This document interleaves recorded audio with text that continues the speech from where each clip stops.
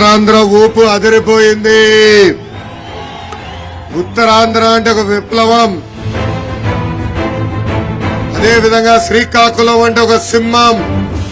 ఈ రోజు మీ అందరిలో ఒక సింహం నాకు కనపడుతుంది.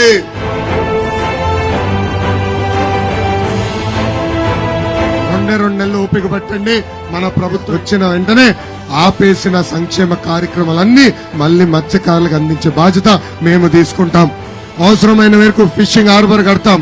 ఫిషింగ్ హార్బర్ లో కోల్డ్ స్టోరేజ్ కూడా ఏర్పాటు చేసే బాధ్యత మేము తీసుకుంటామని ఈ సభాముఖంగా మత్స్యకారులందరికీ నేను హామీ ఇస్తూ, జోహార్ అన్న ఎన్టీఆర్, చంద్రబాబు నాయుడు గారి నాయకత్వం, చంద్రబాబు నాయుడు గారి నాయకత్వం, పవన్ అన్న నాయకత్వం.